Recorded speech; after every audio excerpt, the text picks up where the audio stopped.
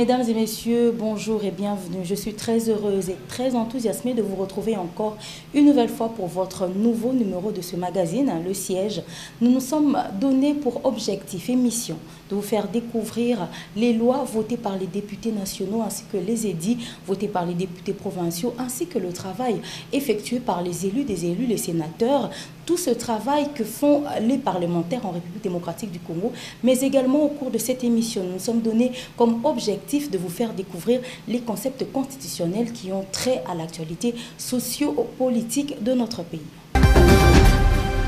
Mesdames et messieurs, vous le savez déjà, du 19 au 20 mars 2022, il s'est tenu à l'Assemblée nationale, au sein du Parlement bien entendu, un séminaire, un atelier réunissant tous les députés provinciaux de la République démocratique du Congo autour du programme de développement de 145 territoires afin que ces derniers puissent être ceux qui vont le porter dans toute la République démocratique du Congo. Alors, qu'en est-il réellement du développement de chaque territoire à ce stade dans notre pays? Nous allons en parler au sein de cette émission, mais avant tout, vous connaissez déjà la recette. Je vous prie de suivre les avis des Quinois dans ce baladeur et nous nous retrouvons tout de suite après.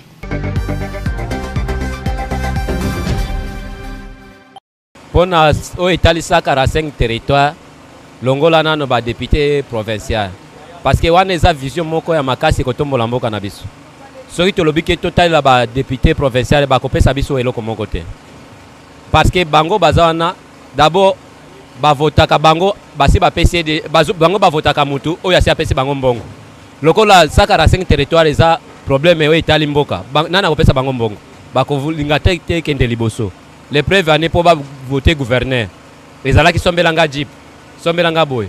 Yango siko bazo servir na bato oyo bapesa ki bango mbongo.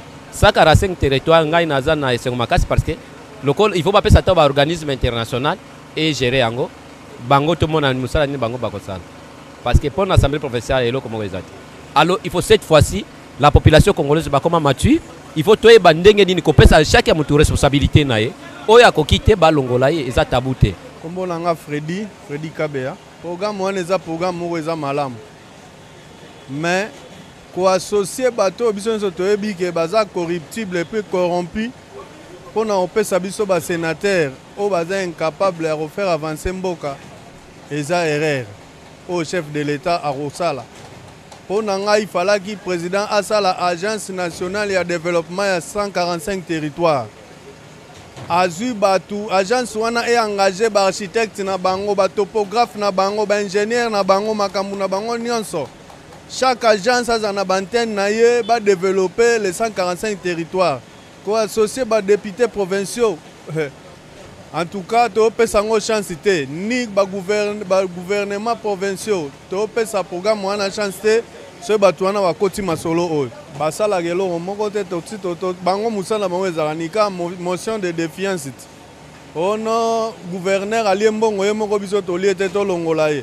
Ceux qui bana ba conflit. Ba depuis ba banda ko sala ba motion na bango wana profiter na population ni eloko te. Kombo na ngai Tomani. Bon, po na ngai na ndenge mokonzi ya mboka azwi mokano wana mpona développement ya baterritoire na biso naza d'accord nango naza na esengo mingi mais pasi na motema na comportement ya badepute na biso surtout mpona ngai ya Nord Ubangi donc badepute wana bazosala eloko moko te soki mokonzi ya mboka kopesa mbongo IGF atelema alandela bango pona mbongo wana na ebandeli ti na suka po bazosala eloko moko te e pona biso bandeko na biso baza na Nord Ubangi barrage ya Mobai mbongo wana evandaki esali soki combien des années mutu moko ya kosokipe na kolandela makambo nango azate me bango badepute oyo tovotaki bango bazali Mobutu atiki baplantation ya minene ya mbila ya ba avocat ya ba paipai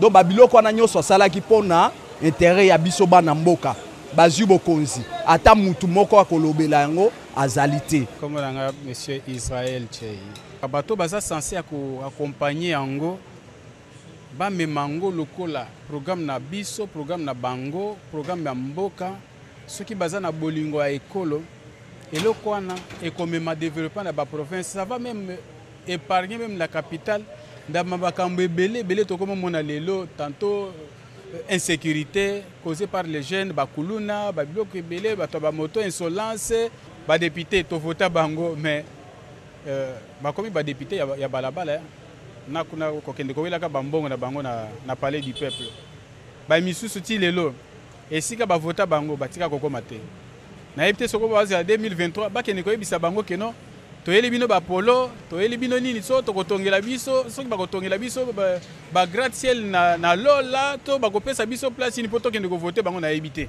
Il faudrait d'abord bolingo ya ekolo na biso bolingo ya mboka bolingo ya mabele eza na mitema badéputés provinciaux na bato nyonso baza censé accompagner programme yango pour que cela puisse réussir.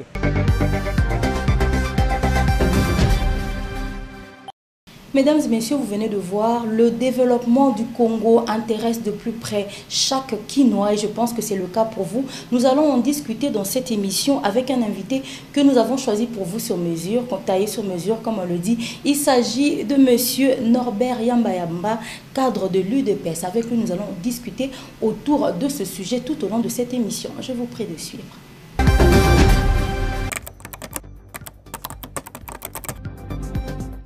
Je m'appelle Norbert Yamba. Norbert Yamba Choukou, ça c'est évident. Pour l'instant, je suis candidat gouverneur de province du Sankuru. Et j'ai quand même une expérience modeste par rapport à la profession. J'ai fait quand même mes études de Sciences Po en Belgique, ça c'est évident. Je dispose d'un certain nombre de certificats à travers le monde, 17 au total, des pays différents. Donc, je suis reconnu comme expert international dans des institutions agréées à travers le monde, notamment la Banque mondiale, la Banque africaine de développement.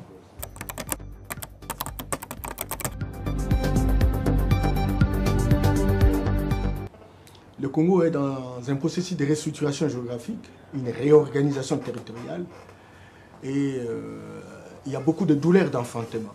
Il y a beaucoup de douleurs d'enfantement liées à l'appropriation du processus de réforme lui-même et à la mise en œuvre véritablement de ces réformes.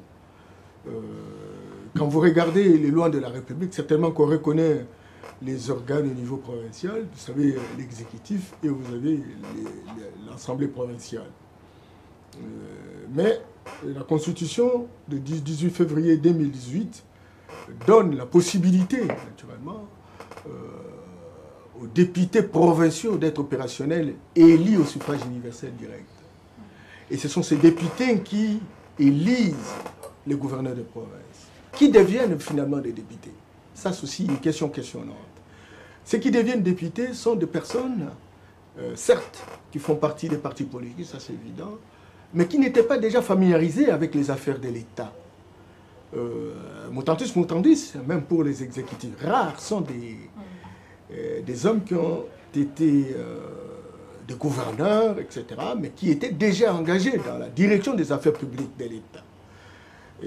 Et donc, vous voyez, on entre dans un processus où on ne connaît pas, on n'a pas la culture, moins encore la connaissance nécessaire pour exercer son job. Et ça crée ce qu'on appelle des incompréhensions. C'est que la restructuration géographique, elle est bonne. On ne va pas l'arrêter. Il faut la décentralisation. Il ne faut même pas acquiser la décentralisation. Il faut plutôt acquiser la culture des hommes qui animent la décentralisation. Mais ce n'est qu'un début. Ce n'est qu'un premier pas. Certes, le premier pas a toujours été le plus long. Encore qu'il faut mettre en place des dispositifs, que ce soit une volonté très volontariste de l'État pour rendre opérationnelle cette décentralisation. Beaucoup de lois aujourd'hui, certes, sont disponibles, encore après combien d'années, mais où sont les mesures d'application? Tout cela bloque la volonté d'assumer la décentralisation. Depuis 2006, le gouvernement de la République n'a pas encore affiché une volonté par rapport à ça. Ce sont les bailleurs de fonds qui, visiblement, soutiennent la décentralisation. Or, ça aurait pu être, naturellement, l'affaire du pouvoir public. Et donc, on a opté pour des réformes sans accompagner ces réformes. Les petites choses qui auraient pu servir, naturellement, des symboles d'application par les provinces sont inopérationnelles. Vous savez que notre loi reconnaît qu'il y a des secteurs décentralisés comme la santé, c'est la responsabilité du gouverneur de province.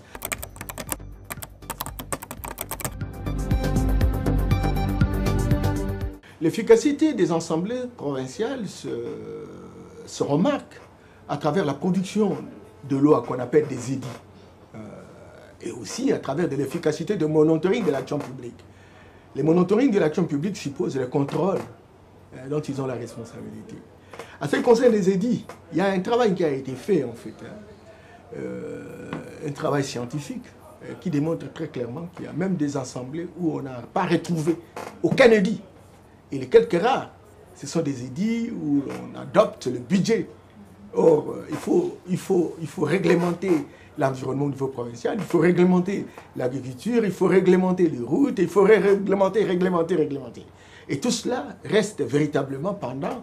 Et les députés ne se sont pas forcés naturellement pour arriver à faire un travail assez efficace. En ce qui concerne le contrôle, mais c'est plus la guéguerre. On ne sent pas beaucoup d'assemblées provinciales, etc., faire un monitoring, faire un contrôle qui permette véritablement à dégager des recommandations dans le sens de faire booster la province. Quelqu'un cherche, comme quelqu'un qui chercherait des infractions vis-à-vis du gouvernement, et quand on en a, certes, on lui fait pression, soit il reste, encore qu'il faut une compensation conséquente, ben, bon, si il ne fait pas la compensation, et puis bon voilà, donc il doit partir. Croyez-moi, cette efficacité est à reconstruire. Le défi est grand, parce que, juste après du contraire, si on se trouve dans une province, on a pris un programme, et puis bon, on n'évalue pas ce qu'on appelle la programmation en termes d'activités à réaliser et les réalisations. On ne compare pas les deux, les prévisions et les réalisations, pour dégager des soldes et demander à l'exécutif pourquoi ce qui a été prévu n'a pas été réalisé. On n'est pas entré dans cette logique-là. Les enseignants sont payés à partir de Kinshasa. Or, dans la décentralisation, moi-même, j'ai conduit une grande mission dans le Congo central à Matadi, où j'ai réuni tous les députés provinciaux, les ministres provinciaux qui ont en charge des secteurs décentralisés, pour qu'on puisse produire des mesures d'application. Mais ça traîne encore. Les mesures ont été produites par les experts, y compris les provinciaux. Mais il faut que les choses s'accélèrent naturellement pour que cela soit validé par le gouvernement de la République sous forme d'un arrêté pris directement par le ministre de la décentralisation. Et ça, c'est entendu. Mais tant que ces mesures d'application ne sont pas disponibles, vous voyez, ça pose toujours problème, parce qu'on peut arriver à un moment, on ne sait pas quoi faire, parce qu'on ne sait pas qui peut faire quoi. Donc, tout cela, ce sont des douleurs d'enfantement qui constituent des grands défis pour les autorités de pouvoir les rendre opérationnels.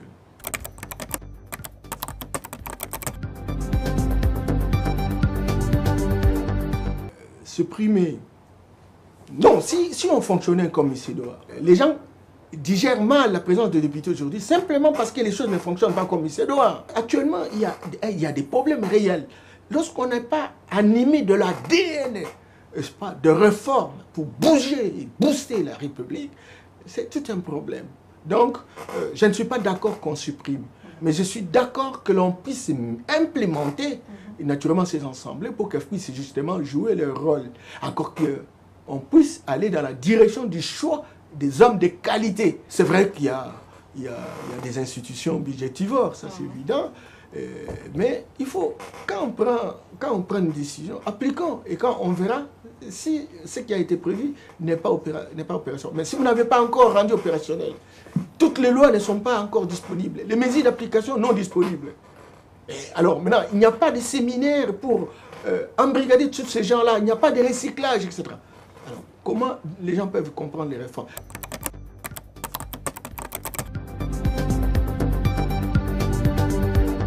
C'est pour la première fois, madame, vous allez m'excuser, que nous puissions avoir un tel programme.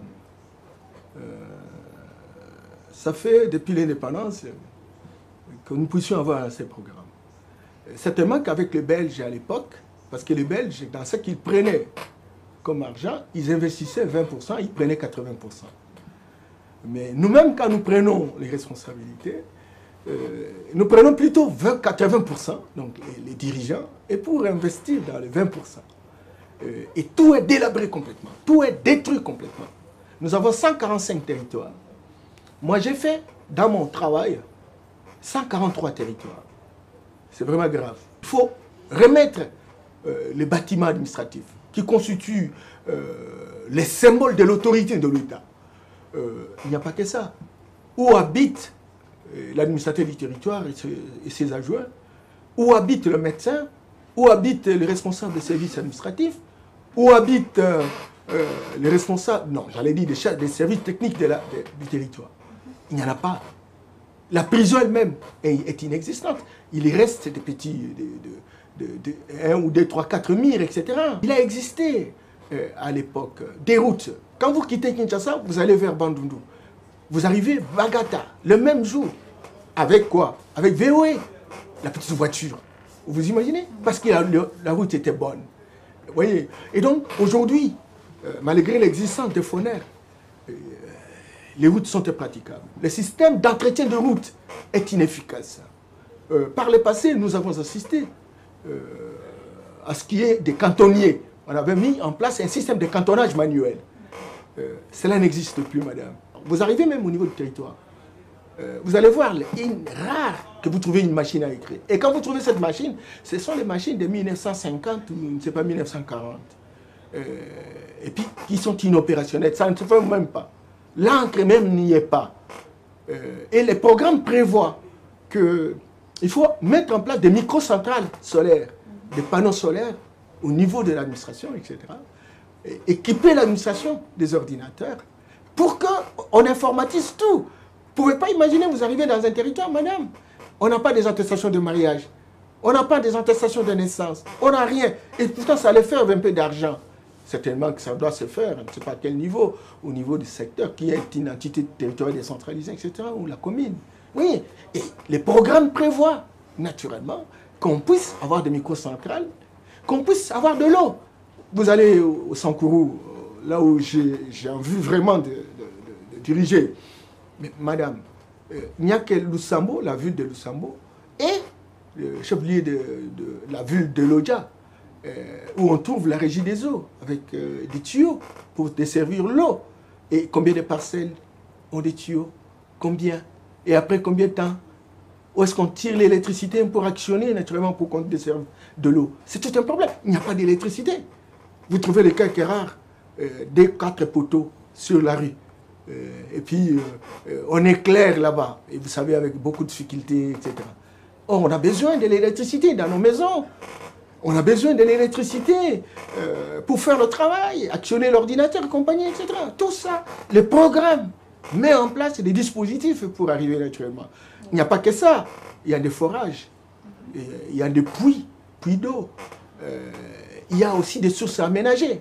Et chaque territoire, chaque secteur est prévu. Les groupements prévus.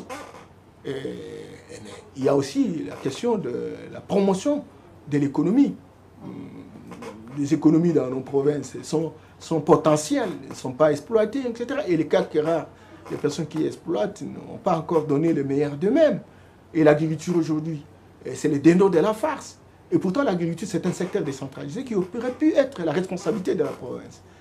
À une certaine époque, chez nous, il y avait des agronomes qui travaillaient avec les paysans, les agriculteurs, etc. Ça n'existait plus. Les agronomes deviennent des casse-têtes, essentiellement pour demander des taxes, des amendes à des paysans, etc.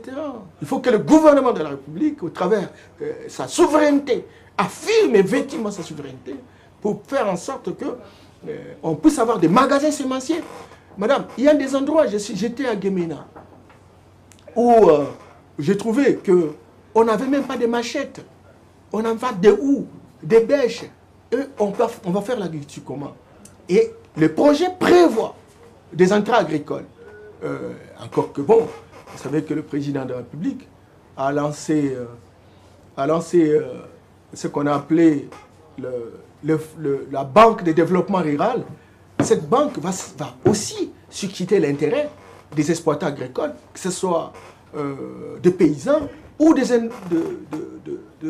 industriels agricoles. Et donc, ils auront de l'argent, Et les projets prévoient également, parce que vous savez, dans certaines de nos entités, vous trouvez des agronomes qui sont formés, des techniciens de développement qui sont formés dans nos instituts supérieurs d'études agronomiques ou des instituts ou de facultés agronomiques à Kinshasa, comme à Yangambi, à travers le pays, même à Lubumbashi, un peu presque partout. Il y a des ICA un peu presque partout. Il y a des ISDR un peu presque partout. Mais ces gens-là sont des personnes potentiellement valides pour devenir des industriels agricoles. Oui. Et le gouvernement de la République, au travers le projet d'appui à l'entrepreneuriat, met en place ce qu'on appelle le fonds de garantie, etc., pour appuyer des projets bancables. Et s'il advenait que ce projet se réalise, madame, ça sera la première fois, naturellement, même à 30%, l'histoire retiendra. Et les générations futures retiendront qu'il n'y a jamais eu comme projet dans ce sens. Donc, moi, je salue et je félicite le chef de l'État qui a pris cette initiative, encore que cela soit rendu opérationnel, parce qu'il nous reste seulement une année et demie, et on a besoin franchement qu'on y avance.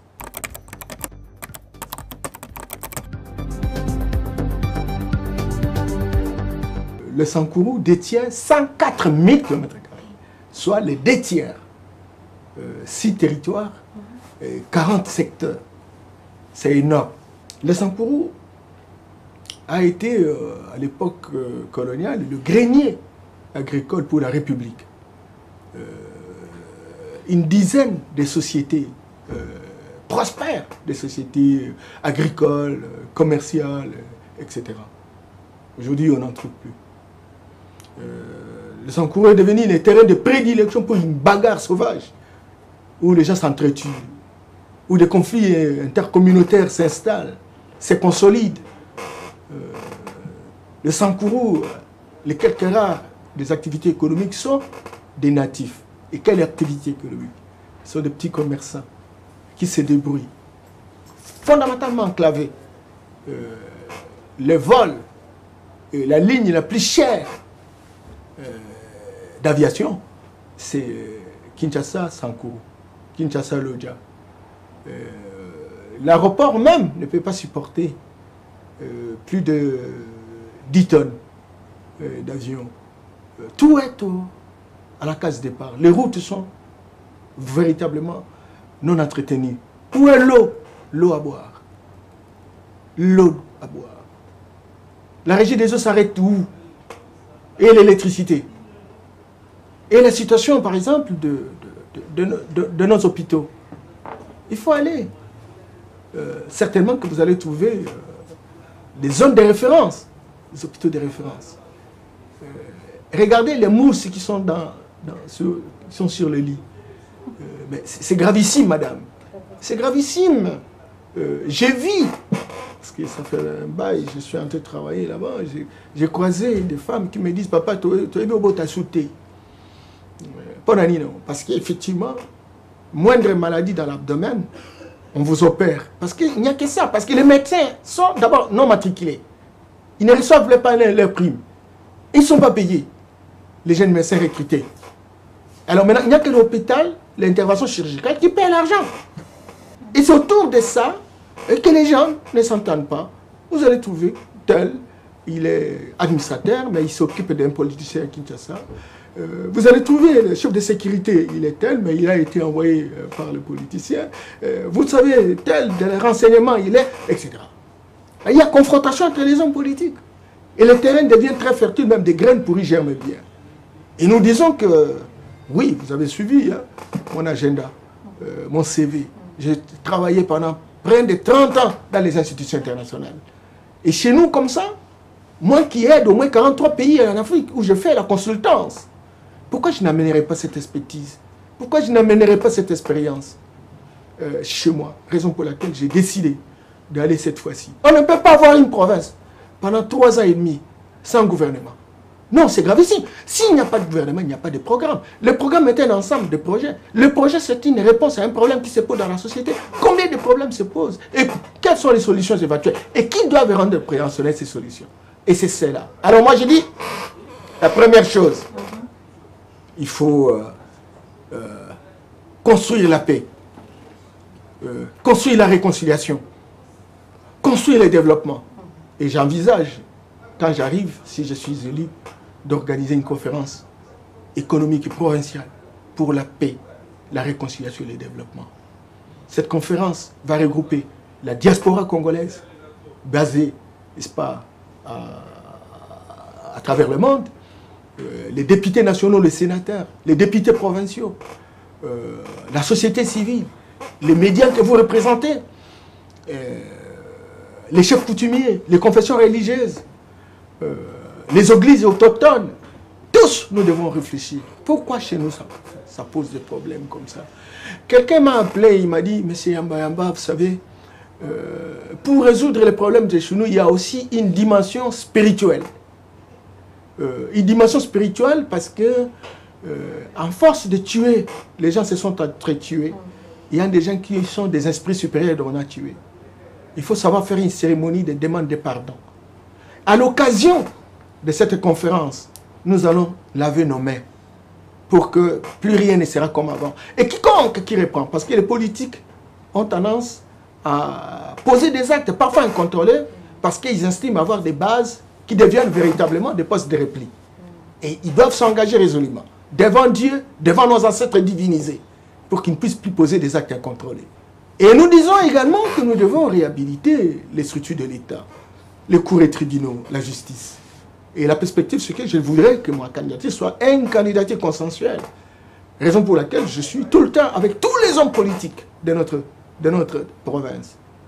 Pour qu'on puisse avoir un consensus. J'ai dit, j'ai quelque chose à apporter. J'ai quelque chose à apporter. Et parce que j'ai quelque chose à apporter, et j'ai fait preuve à travers le monde par rapport à ce que j'ai fait au service de ces institutions internationales, pourquoi je ne verrai pas chez nous? Gratis, vous imaginez. Il faut avoir de bons chefs de secteur. Parce que les chefs de secteur aujourd'hui sont des personnes, des envoyés des hommes politiques. Et là, ça devient un danger public. Il faut avoir des hommes, même si ils ont les hommes qui ont des relations avec les hommes politiques, mais des hommes compétents qui savent leur mission, en dehors de la sécurité, etc. Il y a les infrastructures. Je vous ai dit que chaque territoire, il faut un bâtiment administratif correspondant. Il faut une couche de peinture dans des bâtiments qui existent. Et on va aller jusqu'au niveau des secteurs. Il y en a 40. Et chaque secteur doit avoir un bâtiment. Et les services qui sont opérationnels dans ce secteur doivent avoir un bâtiment. Et il faut avoir une prison qui n'est pas de nature entrevoir la mort ou planifier la mort des gens. Ah non. Il faut entretenir les routes par les systèmes de cantonnage manuel. 10 km pour chaque personne qu'on doit payer à la fin du mois. Les moyens d'État de la province, ça peut nous aider à faire cela. Et puis, bon, il faut travailler pour construire des ponts en bois. Vous êtes capable de créer, de construire au moins une école par territoire. Vous voyez, madame. Oui. Et puis, les centres de santé. Moutandis. Les postes de santé.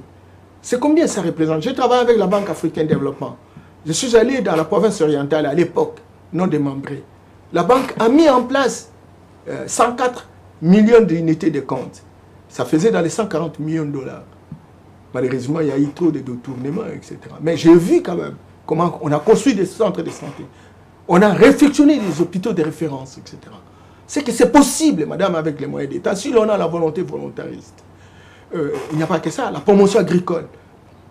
Chez nous, il a existé ce qu'on appelait des coopératives. Vous allez dans certains villages, vous trouvez des villages qui ont été construits avec des maisons modernes. Mais ce sont des coopératives. Parce que les paysans produisent. Et à l'époque, il y avait les VA, il y avait le café, il y avait le coton, etc. Jusqu'à aujourd'hui, beaucoup de pays, comme la Côte d'Ivoire, comme le Ghana, ils n'ont rien. Grand-chose. Mais ils utilisent ces produits agricoles. Pourquoi on ne les ferait pas? Pourquoi on ne remettrait pas en selle ces coopératives? On l'a vu ici à Maluku, c'est pas à Kinkole, où le président a aidé naturellement une coopérative de pêcheurs. Pourquoi on ne le ferait pas chez nous? Pourquoi on ne le ferait pas chez nous? Et avec les moyens locaux. Moi-même, de mon expertise, parce que j'ai une formation de développement pas à la base. Et on va organiser les gens, on va structurer les gens. Certainement que nous allons demander une sorte d'amélioration de la loi, etc., pour permettre à ce que les gens puissent même contracter des dettes au niveau des différentes banques. Et il n'y a pas que ça, madame. Il faut mettre par territoire des magasins sémenciers, magasins des intrants agricoles. Il faut que les gens sachent se ressourcer et faire en sorte qu'il y ait au moins un agronome dans chaque secteur. Très bien, là, quand vous allez prendre tout et donc, le secteur. Et puis bon, il faut travailler avec la société civile, il faut travailler avec les églises. Et cela n'est possible que lorsque on a un projet, par exemple, construction d'une école, pour que ça s'accélère, il faut signer un contrat en bonne et due forme avec un attributeur. Les catholiques ont beaucoup travaillé, les protestants ont beaucoup travaillé, ils ont une expérience grandissante. Les Kimbangis, etc. Si on a besoin de construire une maison à Katako, eh bien écoute, vous demandez aux catholiques de le faire. Vous signez un contrat, on peut le faire même gré à gré. Pour des personnes morales, réputées, crédibles, on le fera. Et on peut bien le faire avec le moyen d'État. 54, on lui donne 54 000 dollars. Et on paie que 50 000 dollars. Donc on peut arriver à avoir des résultats, madame. Et l'entretien de route, etc. À ce moment-là, il y aura circulation. Je me rappelle bien dans les années 70, et je termine par là, IAI, sous la houlette de papa colonel Omba, il a mis en place une société de transport, on appelait ça MAS, et qui partait chaque territoire, chaque semaine au moins 2 tours. Et il y avait une circulation des hommes et des femmes. Les gens ne pouvaient pas rester dans leur propre territoire. Aujourd'hui, le fait qu'il n'y a pas de moyens de transport, le fait que quelqu'un ne peut pas aller dans un autre territoire, la tendance générale pour les enfants qui naissent aujourd'hui, c'est de croire que le territoire, en dehors de son territoire, il n'existe plus ailleurs. Et c'est comme ça que quand quelqu'un d'un autre territoire arrive dans ce territoire-là, lui, il a tendance à croire qu'il vient mendier chez eux. Ou bien que lui aussi peut faire un déplacement pour aller dans un autre territoire, profiter au moins de ces opportunités qui sont là. Vous voyez? Et donc, il faut véritablement booster ces différents territoires en mettant en place, en s'entendant ne serait-ce qu'avec un sous-traitant qui peut actionner une telle... Alors, voilà madame, voilà, merci en résumé. Pour votre plan. En résumé. Et je vous dis que c'est un plan qui peut être utilisable pour 1 année et demie. Parce qu'en principe, il faut un mandat de 5 ans. Oui. Les législateurs congolais avaient pris l'option de faire des réformes. Et c'est comme ça qu'il a retenu l'article 33 de notre Constitution, la décentralisation comme mode de gestion territoriale. Cette décentralisation a permis d'avoir une vingtaine de lois, mais il n'y a pas de mesures d'application. Je crois qu'aujourd'hui, plus que jamais, on a la responsabilité de continuer cette décentralisation. Nous ne pouvons pas évaluer, n'est-ce pas, un processus dès lors qu'on n'est pas arrivé à la fin de ce processus. Il faut d'abord expérimenter et nous verrons quelles sont les douleurs éventuelles pour que nous puissions corriger. Et ça, on en a besoin. Je voudrais également dire à mes frères du Sankourou, notamment les hommes politiques, que certainement nous endossons une grande responsabilité du fait que notre province n'est pas la seule, parce qu'il ne faut pas donner l'impression que tout c'est le Sankourou. Ah non, il y a des choses qui sont bonnes, mais il y a pas mal de choses qui restent véritablement défis. Moi, j'ai besoin de votre soutien. J'aimerais que ma candidature soit la candidature consensuelle. Parce qu'au moins, vous êtes conscient que je suis votre fils, digne fils, qui a acquis une certaine expérience cumulée et qui a la volonté volontariste de faire changer les choses. Soutenez-moi. Je garderai et je sauverai les intérêts de tout un chacun. Je ne partirai pas, certes, je suis de l'UDPS pendant plusieurs années. Est-ce que c'est pour autant dire que je pars pour anéantir les autres? Moi, je dis non. On gère une entité et cette entité a des gens qui vous aiment et des personnes qui ne vous aiment pas. Mais tous sont des copropriétaires de cette entité.